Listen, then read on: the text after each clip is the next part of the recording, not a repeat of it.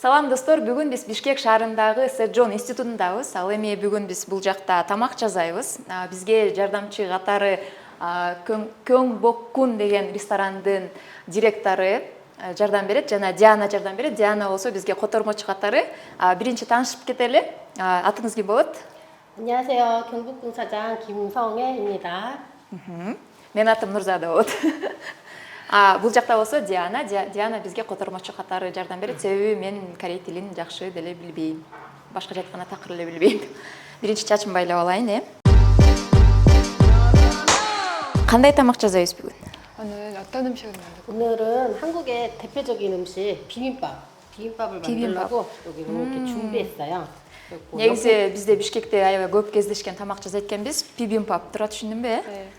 Мен мага негизи бирок кызыктуу да. Себеби ар бир ресторан ар кандай кылып жасайт экен. Балким сиз кандайдыр бир башкача кылып жасайсыз, 이게 하는 집에마다 조금 맛이 다르는데 오늘 너무 기대하고 궁금해요. 최선을 다해서 한번 해보겠습니다.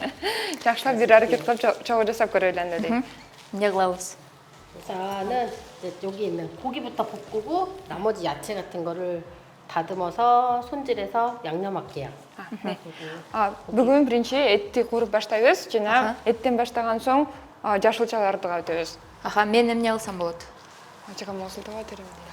그러면 여기에 이제 고기를 여기다가 조금 불을 한 다음에 빈 다음에 Бул газ менен иштейт турбайбы? 젖을 좀 하고 여기 참기름 군중 맛을 күнжут майын күнжут майын куясыз. 조금 뿌리고 Негизи Корей улуттук кулинариясында мындай суу май кошулабы? Пахта майы же болбосо башка май? 혹시 한식을 만드는데 보통 뭐 식용유도 많이 쓰시나요? 식용유도 많이 쓰고 한국은 참기름, 고추장, 된장, 간장을 많이 쓰는 편이에요. суу майдагы иштетишет. Ошондой эле могу атайын соевый соустарды, соустун түрлөрү көп жана күнжут майындагы аябай кеңири колдонушат Корей тамагында. Негизи баягы биздин кыргыз тамактардан Корей тамактары эмне менен айырмаланат? 사장님 보실 때 기르기즈 음식하고 한식은 뭐 차이점은 무엇이냐고 보시는지. 좀 여기는 볶는 게 많지만 저희는 데치고 무치는 게 많아요. Мен байкашымча эң чоң айырмачылык бул Кыргызстанда аябай курулган тамакты көп жешет, бизде көбүнчө сууга бышырылган же парга бышырылган тамактарды көп пайдаланабыз дейт. 고기에 Биз азыр эмнени коштук?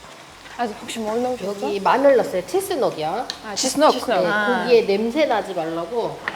Биринчи ушинтип биз фаршты алып куруп алат экенбиз, анан чеснок эттин кошобуз. жытын кетириш үчүн чеснок кошот. Чеснок кошулат. Бул атайын мындай эзилген. О, лайфхак турбайбы бул, бул этти деген сөзсүз фарш колдонуш керекпи же болбосо мындай турап туруп алган 다진 고기 써야 돼. 네. 비빔밥에는 다진 고기. 비빔밥 бышырганда обязательно фарш пайдаланабыз. фарш колдонуш керек. Түшүнүктүү. Балким биз бир нерсени турай беребиз, кандай дейсиз? Почему 우리가 다른 거 하고 있을까요? 요거는 조금 이렇게 볶아주시면 biraz бышыратырыңыз анда. Аралаштырды. 여기 그러면 하나밖에 없는 거죠? Негизи Корей аргасы кинолордон ушундай газовый плита көрдүм эле. Аябай кызыктуу У көрүнөт нас экен. есть еще сковорода и этот посреднее. Можем еще один организовать? Үйдө эле кургандай эле куруп экен да. Я 지금 가스레인지 하나 더. Бираз чеснок чытанат.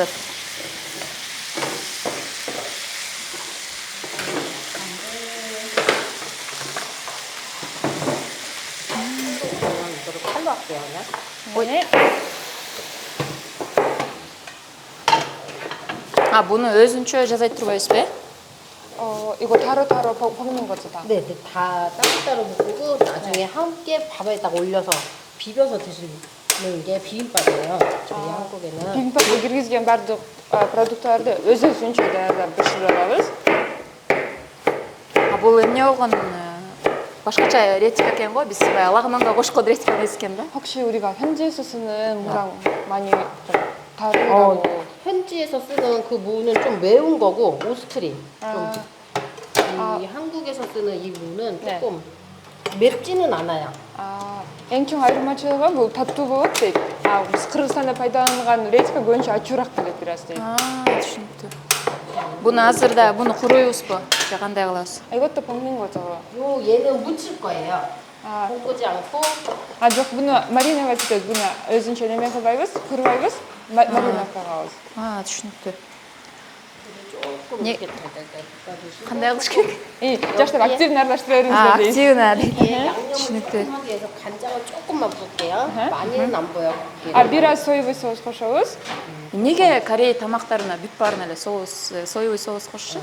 혹시 간장을 한식에서 왜 이렇게 많이 쓰는지. көп тамакка кошушуп атат. 간장은 우리 옛날부터 오래된 어른들이 만든 양념 중에 하나인데 얘가 들어가야만 꼭 맛이 있어요. 아, 된장이나 간장에다 고추장도 네. 만들 때 간장이 들어가기는 해요. 아, 콩으로 만든 소스라고 생각하시면 돼요. а, соевый соусты эмне көп пайдаланышат десе, улуттук тамак катары илгертеден баштап ата бабаларыбыз көп пайдаланып келген Корей рецептердин көпчүлүгүнө вот кошулган үчүн бизге мындай аябай көнүмүш адат болуп калган дейт. Канчаңды кошуш. Негизи Диана айтып кетсеңиз, сиз ушул кулинария курсун ушул Сэджон институтунда өткөрөсүз да. Качантан бери бул мүмкүнчүлүк пайда болду? Анан канча жолу болот бул? Акысызбы, акылуу, канча студент окуйт? Ошол тууралуу айтып кетсеңиз. Бизде негизи мисалы ар семестрде сабактар семестр болуп өтөт. Жана ар семестрде корей тили сабактары болсо, корей 이렇게 밀어주시면 돼요. элинин мындай культурасын, корей элинин культурасын мындай кандай десем, өзүбүз каалаганда ар семестрде ар сабактарды өзүбүз ойлоп табып өткөрсөк болот да. Бул семестрде вот кулинария сабагын кошконбуз. Азыр 15 студент окуйт, жумасына бир жолдон келип, ушинтип мугалим менен чогуу корей элинин тамактарын Бир эле семестр окушабы же мисалы деген 1 жыл, 2 жыл деген сыяктуу болбойт э? Бир эле семестр окушат. Жок, негизи биздин институтта мисалы 3-4 жыл окуган студенттер да бар да. Себеби жана тилдин дагы деңгээлдери көп да. Жок, ошо мисалы кулинария боюнча канча Кулинариядан мисалы азыр ушул семестрде азыр өткөрүп жатабыз. Эгерде студенттер жактырып дагы окуйбуз десе, кийинки семестрде дагы ачып улантып берсе болот э? мүмкүнчүлүк түзөбүз буюрса. Бул кулинариядан сырткары корей тилин дагы үйрөтөсүз турабы? Ооба, бизде корей тили институту катары корей тилине кайра көбүрөөк да басым жасалат. жетеби? 이것만 еще нет? 네, 괜찮아요. жетеби же дагы? 혹시 해주세요. Да, баарын эле кыйрып ташайбыз. түшүнүктүү. 저희 ошондо 같은 경우에는 이렇게 칼로 사용하지만 네. 칼을 잘 사용하지 않는 өлө батпап жаза экен. Жетишпей калып атат. 손이 너무 바르시네요. үйдө мындай шашып жазабайм негизичи. Азыр батпап жазыш керек экен, жетишпей калып атам. 사장님 손이 너무 바르시다고. 고기는 이렇게 볶은 다음에 корей 보면 육수가 이렇게 생겨요. 물이 있어요, 그렇죠? суусу кетиш керек. biraz 수수 шығат, ошентип куурусаңар дейт. 그럼 육수가 없어질 때까지 볶는 건가요? 없어지진 않고요. 네. 이게 또 소리 없을까요? У нас есть большой этот дуршлаг? корей тилин үйрөнүп алыш керек экен. Сизге келип жазылып окуңуздар. Жөн мен азыр окуп баштадым. Бирок деген үйрөнүп баштадыңызбы? ооба, бирок мындай башка курска барыпчы бул жакты деген мындай билип калдым да, бая бир 12 жыл мурда ошо корейский центрга баргам да, жарым жыл окуп анан кийин окууга мүмкүнчүлүк болбой калды да, убакыт болбойчу. Анан азыр мындай эле частный менчик курска барып аткам. Анан бул жакты өткөрүптүрмүн да, баягы документ тапшырган учурдучу. Же болбосо бул жакка деле келе бермекмин. Негизи ошо корей тили тууралуу айтып кеттик бизчи. Ошону кененирээк айтсаңыз, мисалы бир семестрге канча адам аласыз, кандай шарттар түзүлөт, кандай критерийлер бар, алып жаткан учурдачы кимдер тапшыра алат, канча убакыт окушат деген сыяктуучу. Негизи биздин институт жөнүндө бир аз маалымат бере кетсем, биздин институт Кореянын мамлекети тарабынан Сэджон Хактang деген фонд атайын түзүшкөн. Ошол фонд бизди каржылап турат да. Ошол фонд бизди каржылаган үчүн бизде окуу бекер. То есть бардык каалоочулар 15 жаштан жогору каалоочулар келип бизде бекер корей тилин үйрөнүшсө болот. Бир каалаганда бир семестр окушат, бир семестр бир уровень болот. Корей тилинде 6 уровень болсо, экзаменди ийгиликтүү тапшырып, жакшы окусаңыз, 3 жылда 6 уровеньге чейин корей тилин аябай мыкты өздөштүрүп чыксаңыз болот. Сиз мына биздин съемкага чейин айтып кеттиңиз, эч кандай окууга же жумушка институт жибербейт депчи. Анан негизи көбүнчө бизде баягы көп эле көрүп калам да, ошо Кореяга иштегенге же болбосо окуганга депчи. Ошого байланыштуу окуганы издешет да. А сиздин миссияңыз эмнеде?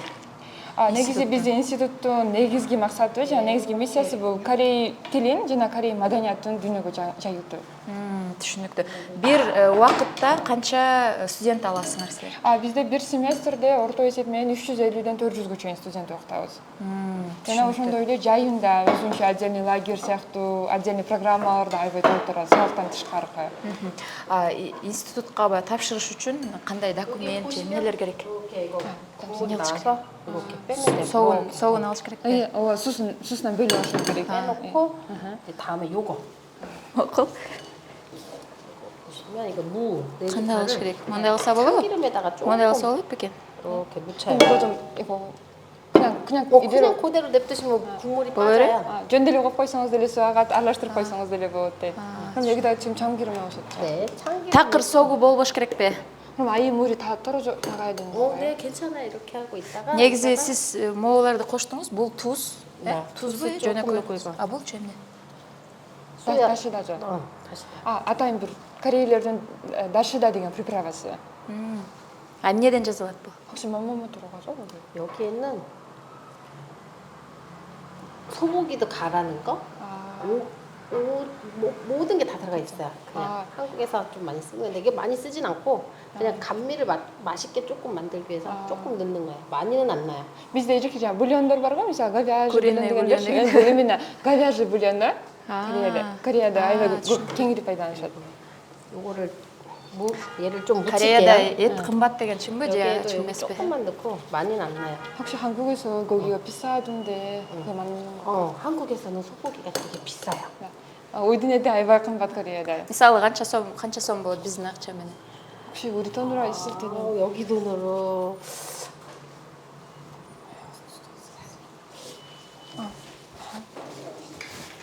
1kg에 한 삐지셔. 50불? 불에서 100불? 비싼 거는 되게 좋은 고기는 эгерде мисалы жакшы эт десек 1 килограммына 50 доллардан 100 долларга чейин дейт баасы. Биз жыргап жашап жүргөн турбайбызбы? Йоки чоңгуне Жыргап жашап жүргөн турбайбыз. Мисалы 50 доллар деген азыркы курс менен канча болуп калат? 4 миңден ашык. 1 килограмм эт 4 миңден ашык сом турат экен. Элестеттик эле. Мону бул жакка куйсам болобу? Да. Можно, да? Можно.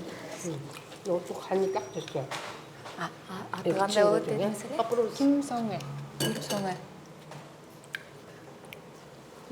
얘는 간 이렇게 막 짜게 하지는 않아요. 비빔밥. Кунжут майын куйдуңуз, дагы эмне коштуңуз? Пияз, туз коштуңуз. 소스, 다시다 고춧가루, 페리치.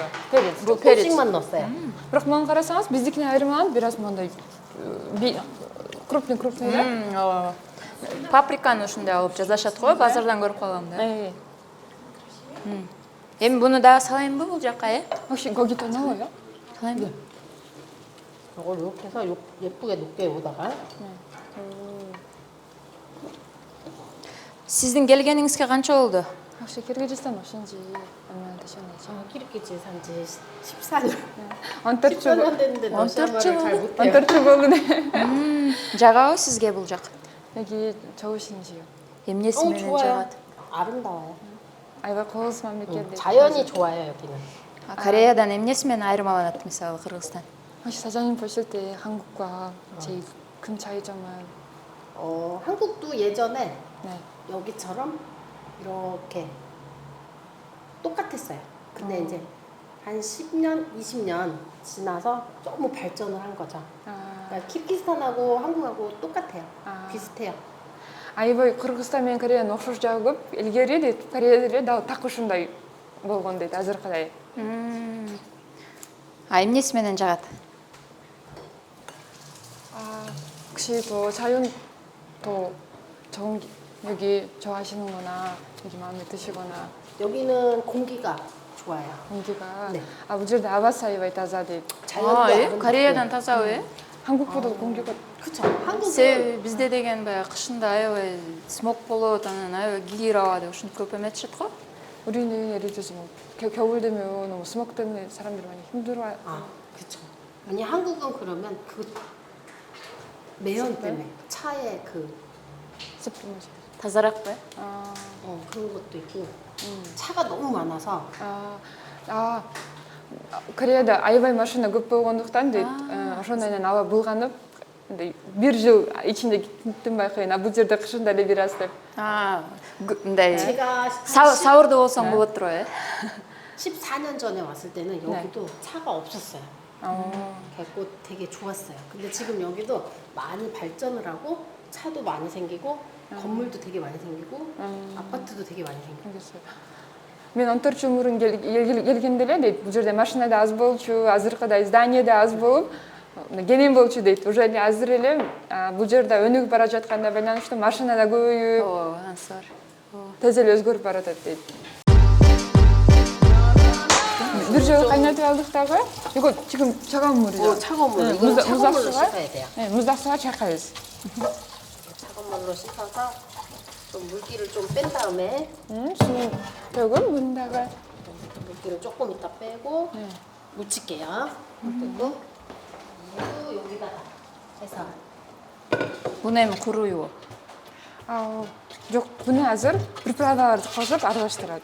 Буну уже бир жолу эле кайнатып алды. Ошол бойдон эле уже бышты да. Түшүнүктүү. 얘도 똑같아요. 참기름을 조금 넣고 Мында редискага окшотуп эле бир аз күнжүт майын кошобуз. 조금씩만 양념을 해. 많이 안 해요. Азастан кошобуз. Баарынан өтө бар. Туздуу тамакты жакшы көрүшпөйт кореецтерчи. Ооба, ошо туздуу майлуу деп айткандарды уккам да мен. Сиз документтер тууралуу да айтып кетсеңиз, мисалы, окууга тапшырыш үчүн бул жака ошол корей тилин окуш үчүн кандай документтер керек бул жакта? Бизде баарынан дагы биринчи корей тилин үйрөнөм деген бир мындай адамда калуу керек. Анан 15 жаштан жогорку адамдардын баарын эле кабыл алабыз. Бизде даже 70 жаштагы чоң энелер, чоң аталар келип окушат бар да. 15 жаштан жогору болуп, сүрөт 3-4 размердеги паспорттун копиясы керек. Анан китеп сатып алышат. Китепти сатып алышат. Китептин баасы канча? Китептин баасы 1000 сом, бир семестр окушат, бир уровень. Эмнеге мындай кымбат десеңиз, биз Кореядан алдырабыз китепти. Жок, негизи китеп кымбат деле эмес экен. Себеби мисалы ошол эле англис тил курсуна барганда же болбосо кытай тил курсуна барганда ал жактан деле китеп сатып аласың. Анан ал деле ошондой бир 1000-1200 сомдой да, айырмасычы. Андай деле кымбат эмес экен. Андан сырткары сиз K-pop, анан баягы макияжды дагы үйрөтчү курстарыңар бар, Ал жакта? Ал жакта деле, мисалы, биз көбүнчө бардык эле сабактарды бекер кылган аракет кылабыз, бирок мисалы, ошол K-beauty, Кореянын сулуулугу алсак, ал жерде мисалы крем, атай макияжга өзүнчө керектүү нерселерди өздөрү алып келет. Болгон үчүн кээ бир учурларда бир аз акча алган учурлар да болот, бирок ал только мисалы продукттун акчасы деле, мисалы макияж сатып алган үчүнчү. Мисалы ушу кулинария курсуна деле келгенде, тамак, ашты, ушу продуктларды өздөрү сатып албайт. Даяр бул жакта болот, Бизден келип эле үйрөнүшөт. Ушул институттун артыкчылыгы биз көбүнчө мисалы Кореядан атайын келген мугалимдер бар бизде, корей тилин үйрөткөнү, фонд өзү жиберет. Дагы да болсо бул жактан да биз бир мугалим алалы десек, ал обязательно профессионалдуу түрдө үйрөткөн мугалим болуш керек. Жана биз бардык документтерин жөнөтүп, Кореядан уруксат алып, фонд утверждать эткенден гана биз алабыз да мугалимди. Мисалы дегенде биринчи, экинчи уровеньде өзү Кореядан келген мугалим сабак береби, же болбосо бул жактан алган мугалим сабак береби? Азыркы кезде бизде аралашып өтүп атат. Мисалы биринчи уровеньде алсак, 5 группа болсо, анын 2 группасына корей мугалимдери сабак беришет. Аралаштырыш үчүн болуп аткан турат. Түшүнүктүү. Жыйынтык чыккандан кийин, мисалы канча жыл десем, 1-2 жыл окугандан кийин, ар бир семестрден кийин уровеньдердин боюнча сынак тапшырат го. Ошондон кийин кандайдыр бир сертификат же ушундай бир нерсе берилеби? Негизи биздин институтта талаптар аябай күчтүү да. Мисалы биздин студенттер болуп калышат, эже мен университетке барбасам дагы бул жерде калтырбайм депчи. Себеби бизде так, мисалы, мынча жыл калтырсаң, бизден уже ал семестр окуй албай каласың дагы, кийинки 2 жыл бизде окуганга мүмкүнчүлүгү жок болуп калат. Чектелип калат турбайбы? Ошон үчүн келгендем деп тырышып окуганы аракет кылышат да биздин студенттер. Ошондой эле көп стипендиялар, ар түрдүү биз корей тилин дагы жакшы дилгирлик менен үйрөнүш үчүн аларды мотивация бериш үчүн көптөгөн стипендияларды беребиз. Менин билишимче ошо акыркы күндөрү апрелден баштап ар кандай конкурстарды да өткөрүп жаткан экенсиз. Ораторское искусство деп көрүп калдым. Анан клип же ролик тартуу боюнча, анан Кореяга барганга дагы, саякатка дагы конкурстун жыйынтыгы боюнча белек катары берген бир сынактагы конкурс дагы бар экен. Ушундай нерселерди дагы өткөрүп турасыңар убакыттан убакытка. Негизи ошол конкурстар жөнүндө айтып кетсек, аябай менин оюмча дагы мындай аябай жакшы мүмкүнчүлүк да. Себеби дегенде бул жактан Кореяга бекер барып, Кореяны саякаттап, айланып келүү көптөрдүн мүмкүнчүлүгү жок да. Ооба, мисалы билет баасы эле мен байкашымча барып келгениң эле бир $1000 тегерек экен да. А бул жакта эгер сен утуп алсаң, жөн бекер барып, бекер келип. Ооба, такыр бекер. Жаңы өлкөнү көрүп, жаңы баягы культура, ошол бардык нерселерди көрүп кайра келип турбайсыңбы? Ооба, жана мен фонд деп айтпадымбы? Ошол фонд ошондой конкурстарды өткөрөт. А биз бул жерден мисалы эң мыкты сүйлөгөн, эң мыкты сочинение жазган адамды тандап туруп жиберсек, 10 күн ошондой лагерь уюштуруп берет биздин студенттер үчүнчү. Биздин студенттер коронавирустун айынан эле барбай калышты пандемия учурунда. Ага чейин деле жылына 2, болбосо 3, 4 студент барып келишип аткан. Барып ошентип Кореянын элин көрүп, ошентип саякаттап келишет. Атын жаттай албай калып атам. Как вас зовут? 어려우면은 저 여기 사장님 можно говорить? можно 사장님. 우진. 우진. 우진. 나 우진이라고 불러도 돼. 유진. 우진 사장님. 현지 이름은 아니고요. 사장님 деген бул 여기 кандай? 이름을 제 이름을 부르기 힘드니까. Мен атымда башкаларда монтип айтыш кыйын үчүн Уджин деп койсо болот дейт. 사장님 деген которгондо кана эмне? 사장님 танууну директор дегендей. Мен билишимче Кореяда аты менен кайрылбайт да, мисалы Диана же Нурзада деп кайрылышпайт, ушундай кесиби боюнча сонсеним фамилиясын анан кийин кесибин айтышат, мисалы Юджин, 사장님, Диана, 선생님 деп ошентип 이름을 안 айтышат. 부르죠. 네, 이름을 안 부르고 그냥 경복궁 사장님. 경복궁 사장님 деп койсоң болот дейт. Түшүнүктүү. 네, 여기 이제 호박 있어요. 호박은 Мону мен 맛을 таштайм. 넣고 Кабачокку суу майнене куябыз бираз. 조금만 넣고요. 많이. Муну куруйбузбу? 이거 먹는 건가요? Муну жуймбу? 볶아요. мында бираз курубуз.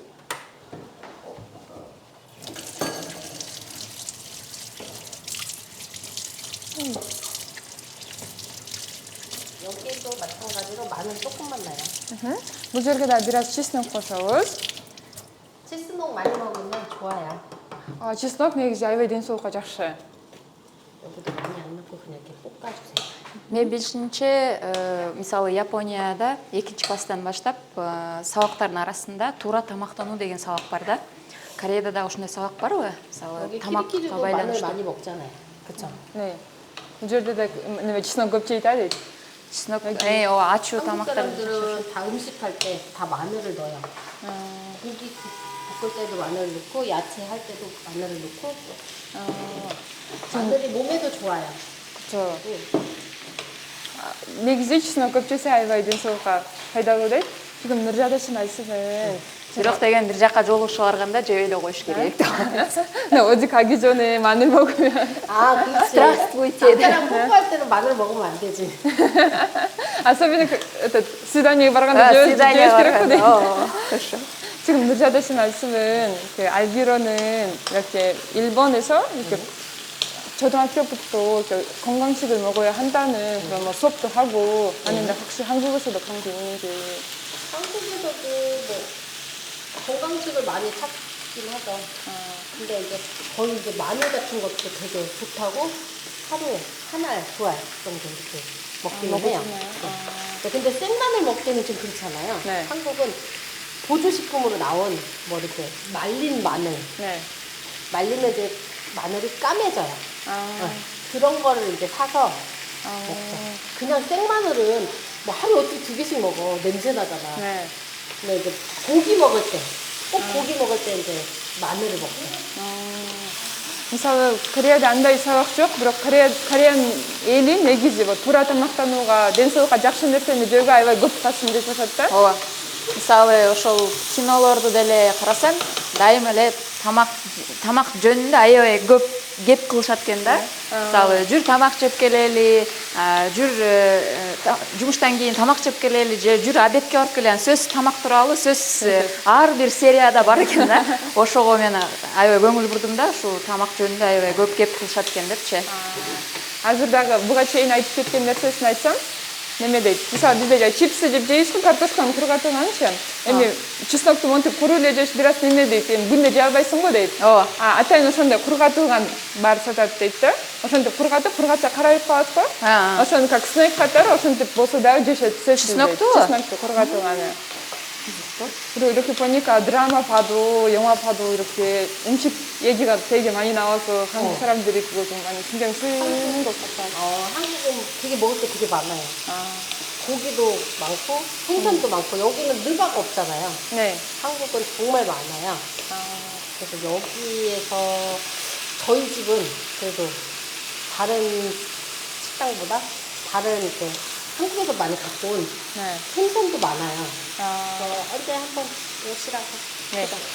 근데 misal Koreyaның немеси тамак аябай түрдүү. Анча алар да деңиздин боюнда жайгашкан үчүн деңиз жаныктары, балыктын түрлөрү аябай көп. Ошондой эле булардын Томбоктун ресторанда дагы башка мисалы Бишкектеги башка жерлерге караганда балыктын түрлөрү Кореядан алып келген продукттар көп болгон үчүн сөзсүз бир келип кетиңиз дейт. Негизи эң көп сураган тамак кайсыл Гyeongbokgунда? 혹시 경복궁에서 사람들이 많이 찾아 먹는 음식이 여기 외국 분들이요. 네. 저희는 고등어구이, 김밥, 잡채, 뭐 오징어 볶음, 비빔밥, 뭐 오뎅 비빔밥, 비빔밥, 김밥, 떡볶이, 잡채. 잡채, 데스리나가 гречка лапшадан жасалган биздин фунчозо сыяктуу бар го. лапша. ошондой. Хамыр, 또 오징어 볶음 됐어요. 오징어 деген 칼마르. ошондой жакшы жешет аябай дейт. 안나가던 소스가 부수셨다 그룹. 저희는 다양한 음식이 좀 많기 때문에 오셔서 맛보시라고.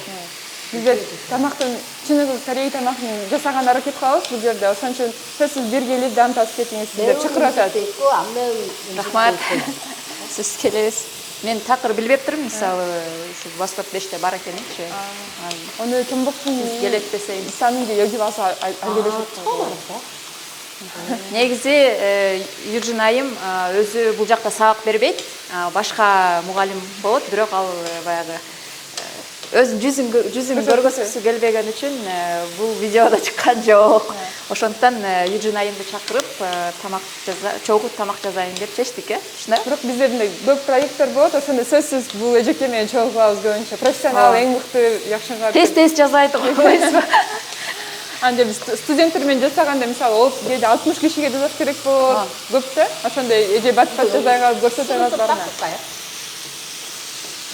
술을 좀 빼고 이거 여기다 옆에다 놓을게요. 그러면. Муну канча мүнөт куруш керек? 이거 얼마 동안 볶는 건가요? 이게 이렇게 술이 죽을 때까지 요 정도 되면 돼요. мондай болгончо, 네.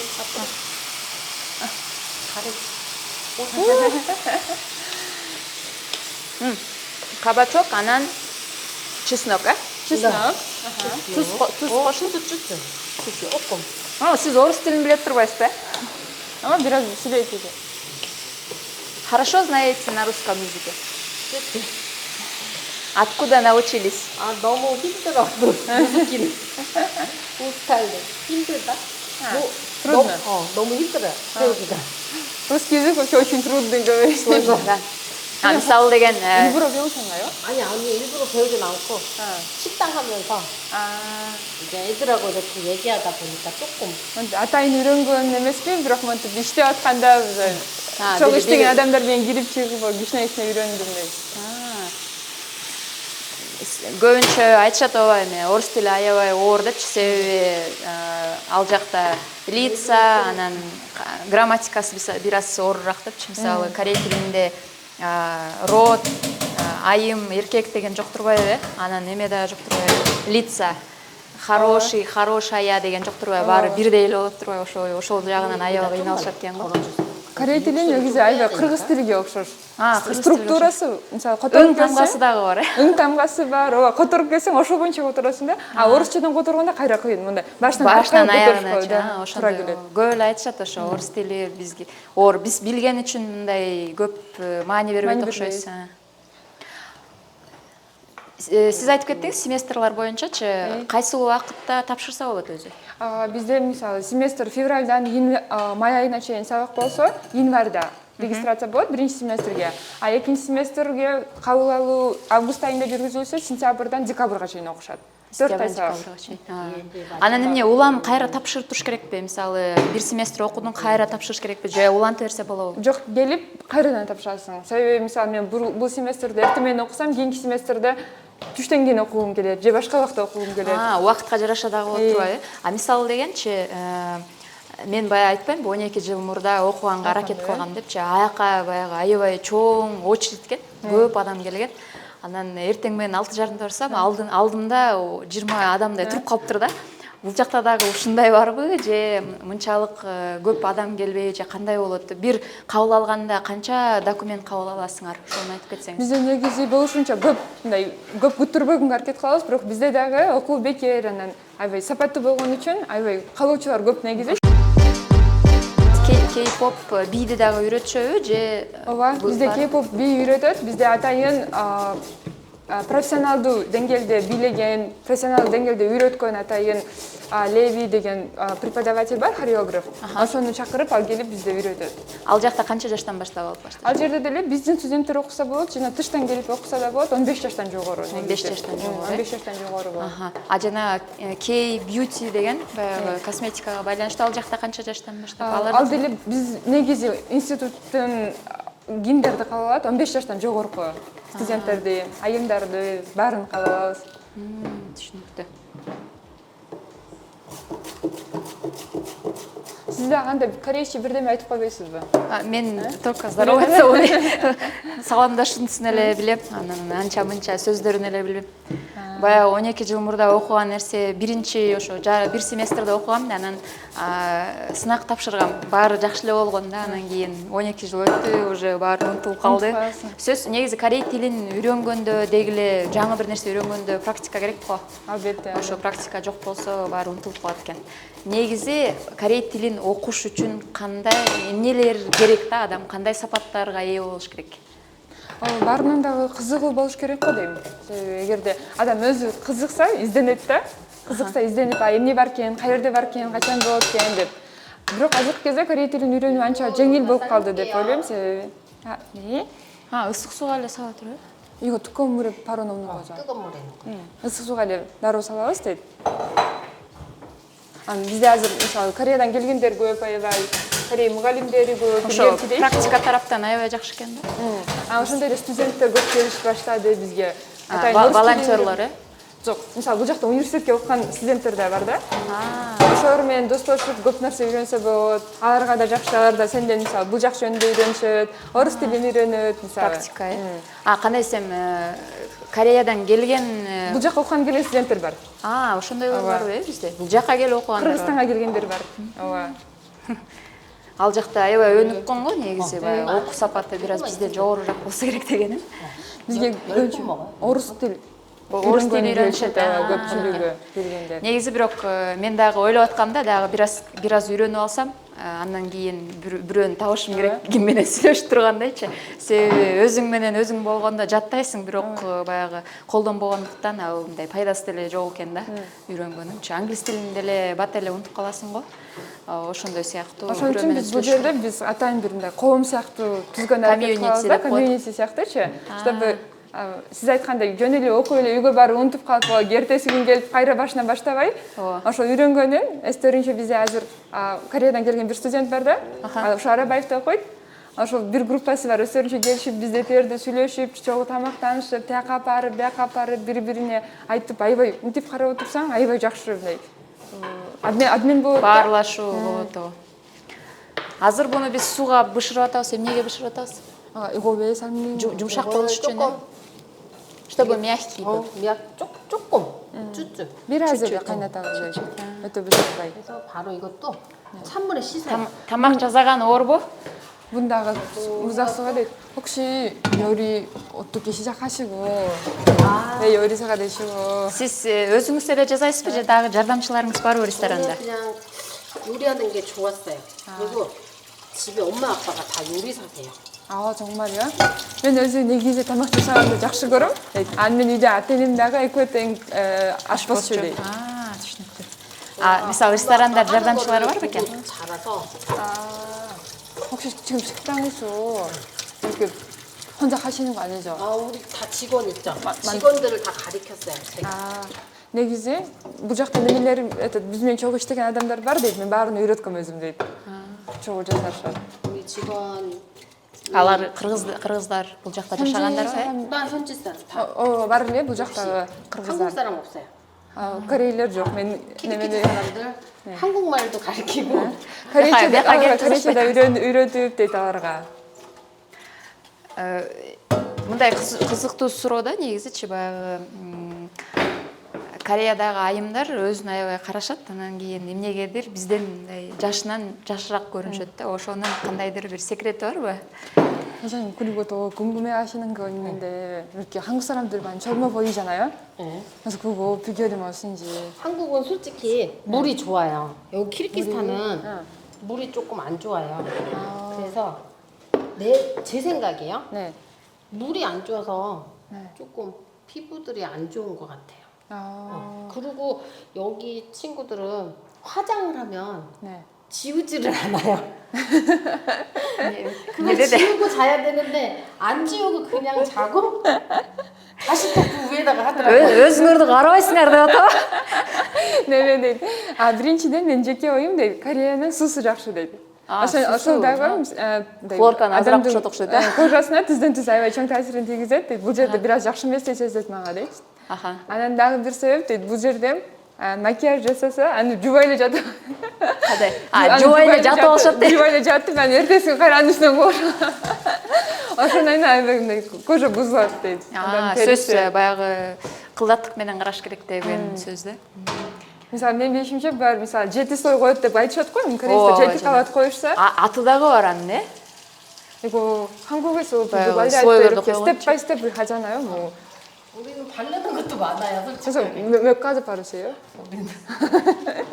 негизи кандайдыр бир 그래도 bizde şimdi sıkı 건드는se 다음에 곱대.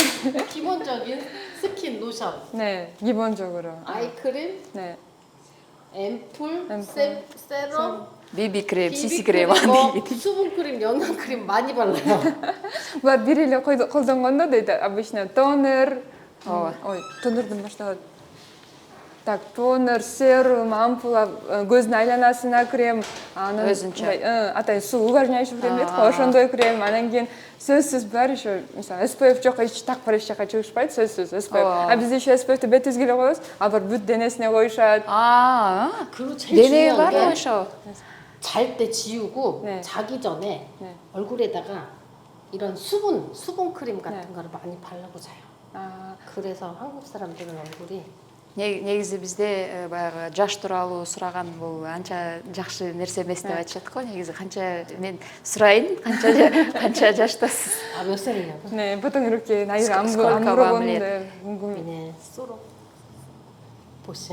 48. 여기다. Мне 30. 그래도 뭐 Я старше выгляжу такой. улураак көрүнөм да. 잘 때 많이 발라 많이.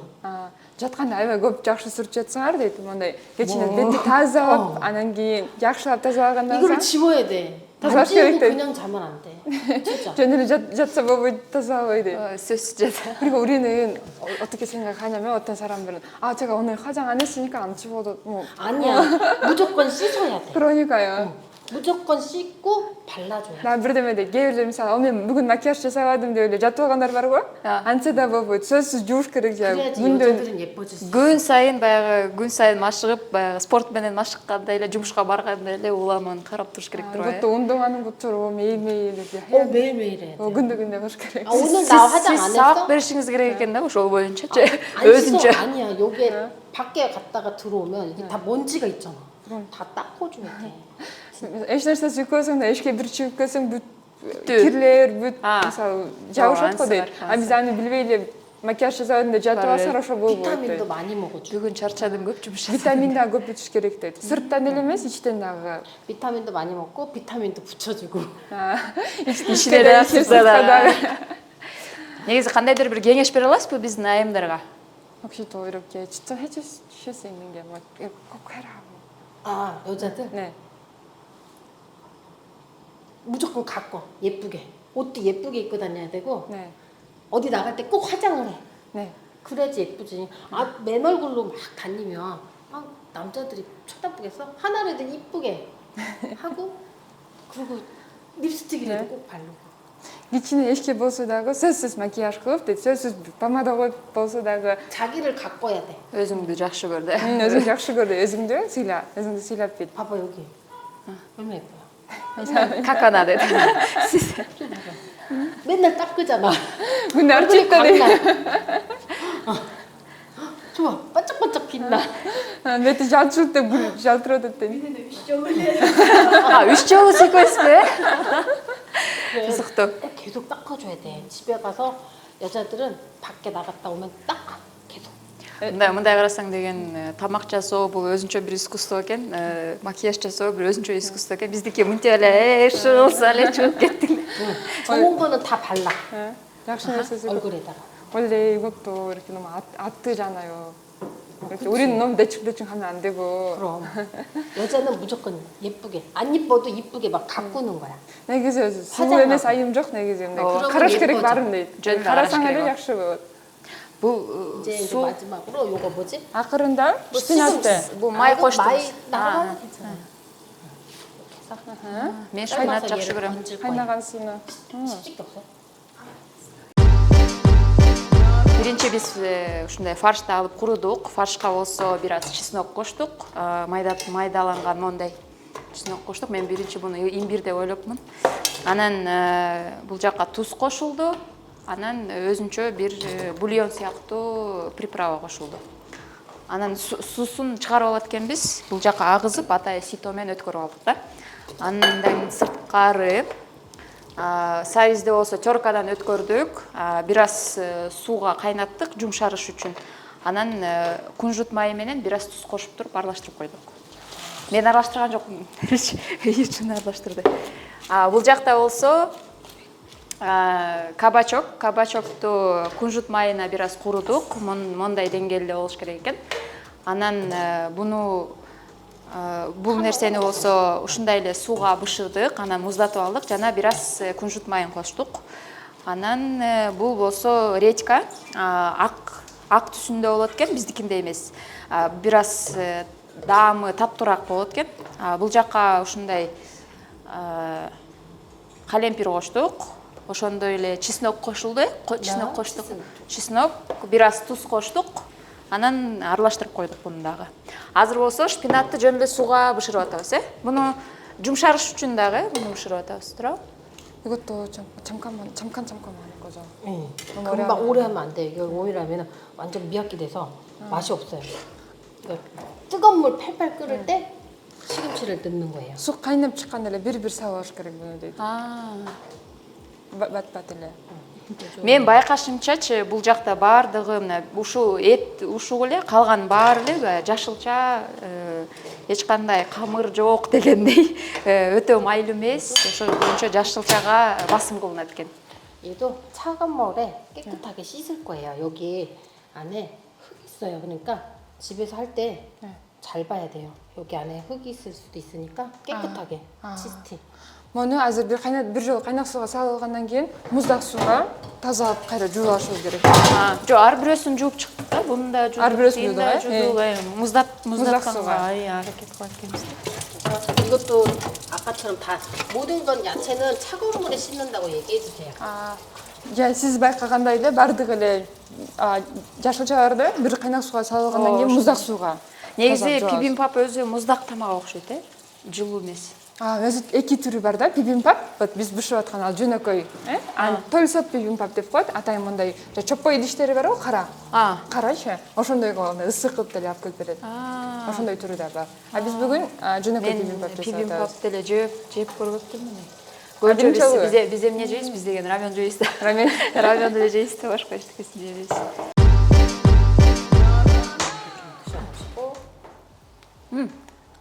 Мен байкашымча тамакты ушуна сөзсүз мынтип беришет экен, өзүнчө бир традиция же эмне. 사장님 이렇게 줄 때마다 бизге мына вилка менен алып жашат го. 그래서 그것도 뭐 전통. 이거는 그냥 전통은 아니지만 그래도 이렇게 주는 것보다 이렇게 예쁘게 주는 게 좋잖아요. негизи өзү Кореяда бир кол менен берген бираз. 여기 카메라 선생님도 한 입. Сизге да бир берип көрөйүн. Бир кол менен берген бул тардыясыздыктай да. Мен сизди сыйламагандай белги да. Ошон үчүн сиз эки кол менен. Турайлыбы? Турайбы? Жок дегенде кол салышып коелу, ата экөөбүз сүйлөшүп атып эле эчтеке жасаган жокпуз. Жеген эле киши ол. Жегенге эле келдик да койсун. 예쁘게 이렇게 놔주세요. Корея улутунда ошондой көрүнүшүнө аябай жакшы маани берет да. Мисалы, жеген тамак даамдуу болуш керек, бирок ошол эле мезгилде кооз болуш керек. Көздү сүйдүргөн, жегин келтирген болуш керек да. Ошо байкасаңыз ар бири монтип түсүнө карап, татына кабып коюп. Ооба. Ошо түстөрүн карап турган мен.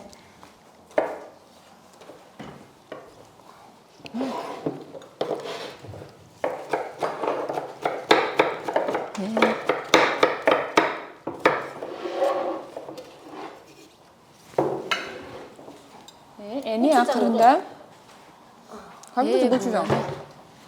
Мындай соус бар да. Перцовая паста деген бул эмеспи? И ушул. бул легендар. Перистен жасалган. 좀 이게 그냥 하면은 그냥 비벼서 먹어도 되긴 해요. 네. 근데 또 매운 거 못 먹는 사람들을 위해서 조금만 따르게 бул өзү 만들어 бираз 드릴게요. 이걸로 드려요? 좀 작은 걸로 드려요? 네, 작은 거. 잠시만요.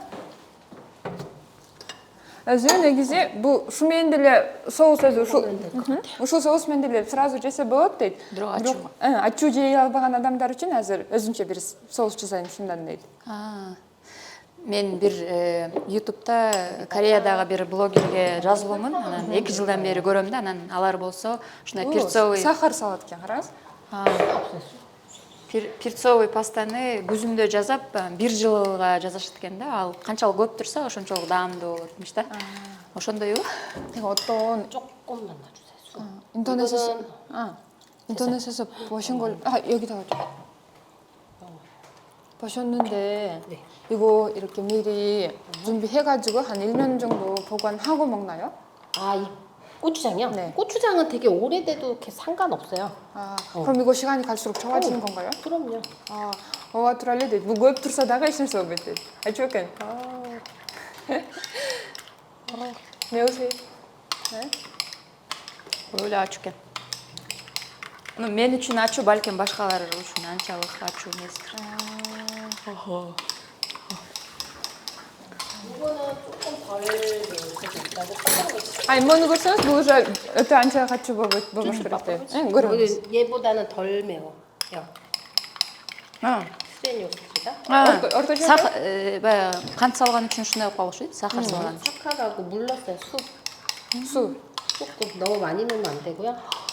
이거는 좀 ачуусу 너무 бираздан кийин келет экен да. 이거 먹고 나서 매운맛이 조금 있다가 나온다. Биринчи таттуу шекер болуп келет экен, анан кийин ачуу болот экен. 다 만들어 놨고요. Az баарын уже даярдадык. 밥은 Аз-аздан салып. Акырындан таттакай кылып коебуз дейт. 색깔도 있고. Шуну үйрөнүп алыш керек экен. Негизи палочкаларды жакшы кармай албайм. Палочкаларды өзү жакшы кармай албайм да. Азыр үйрөнөбүз. 색깔도 맞춰가면서 мындай салабыз. Аябай кооз болот экен, э? Красиво. Оным эппиген оушуну, Еппыда. красиво. Красиво. эппида. Быть красивым, да? 여기도 이렇게. 이거 너무 많지 않냐고. Ресторанда дагы ушундайбы, чоң порция менен бе? 식당에서도 이렇게 좀 많이 주시는데. 와이브 көп жакшы сап беришет. 여기 고기를 중간에 이렇게 놔요. Ортосуна. ортосуна коебуз деп. 이렇게 하고 Буну эмнеге жылытып атабыз? 여기다가 얄짤. Жумуртка, э? 기름 조금만 여기다 뺄까요? 네. 많죠. Майды бир аз эле кылып. Могу жерде азыр сарысын бышырбай эле салып атабыз го дейт. Ал биринчиден ал жакшы аралашат, сарысы жакшы бышпаса дейт. Экинчиден мындай даамы жакшы болот дейт. Мынакей достор, ушинтип биз 1 саат ичинде бибимбап даярдап койдук. Юджин айым менен сизге чоң рахмат, Диана чоң рахмат сизге. Ал эми биз азыр даамын татып көрөбүз. Сизге ушул биздин программабызды көрүп бергениңиз үчүн чоң рахмат. Кийинки чыгарылышта көрүшкөнчө саламатта болуңуз. 살라마스. Саламатта болуңуз.